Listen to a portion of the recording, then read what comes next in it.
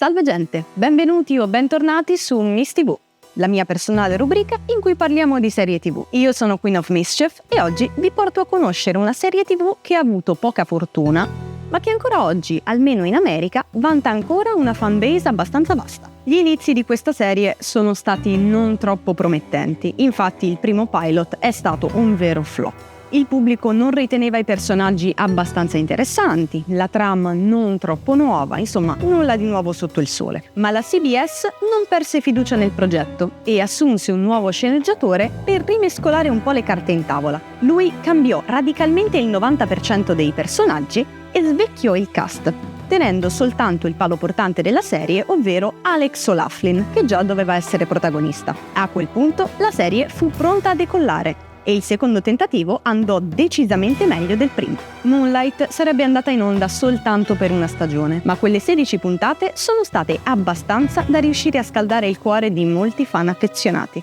Vediamo perché. Los Angeles.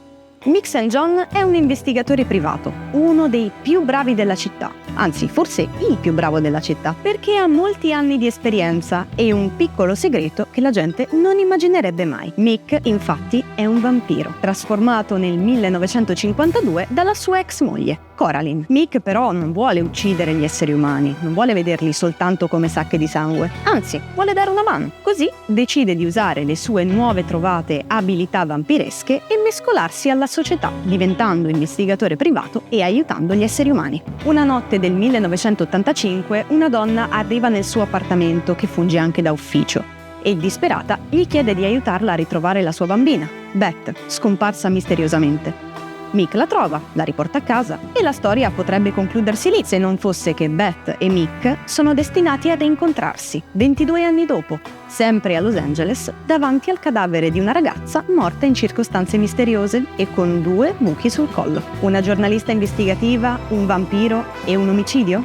Le premesse non sono niente male. La cosa intrigante e a tratti anche divertente di Moonlight è il modo in cui la serie vede il mondo dei vampiri. Non creature della notte, ma esseri più o meno viventi che si mescolano agli esseri umani e hanno una società tutta loro con le loro regole e un loro codice d'onore, votato a evitare una nuova caccia ai vampiri. Quindi ci sono pezzi grossi dell'alta società, ma anche aiutanti del coroner che lavorano alla banca del sangue e tecnici informatici. Insomma, vampiri ovunque, ma nessuno che li veda. Moonlight gode di un cast poco conosciuto, ma davvero all'altezza. A cominciare dal suo protagonista, appunto Alex O'Loughlin, che sarebbe poi stato conosciuto meglio con il suo ruolo in Hawaii 5-0.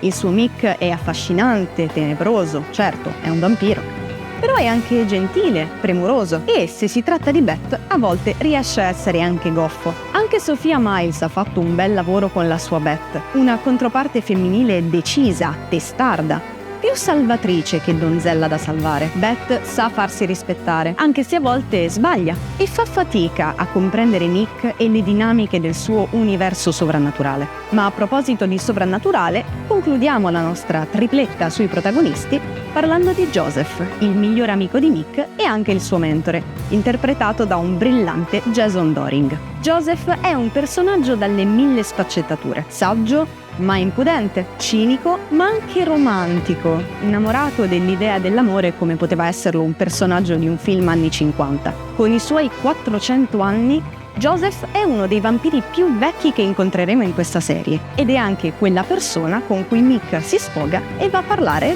sorseggiando un bel bicchiere di sangue. Purtroppo l'attenzione del grande pubblico è calata dopo i primi 8 episodi, anche a causa dello sciopero degli sceneggiatori che si stava tenendo a Hollywood in quel momento tra il 2007 e il 2008, proprio il periodo in cui Moonlight stava andando in onda. Quando ha cominciato a girare un rumor sulla cancellazione, i fan hanno tentato di salvare la serie creando campagne a destra e a manca. Ma purtroppo il 23 giugno del 2008 la CBS annunciò ufficialmente la cancellazione. La fortuna che la serie ha avuto è stata quella di aver goduto almeno di un finale decente e di aver dato spazio a un futuro roseo per la maggior parte dei protagonisti. Come dicevo, solo 16 puntate, però hanno fatto colpo. Voto finale? 7,5. Anche per oggi è tutto. Non dimenticate di seguirci su tutti i nostri social. Fatemi sapere nei commenti se conoscevate questa serie e se l'avete vista.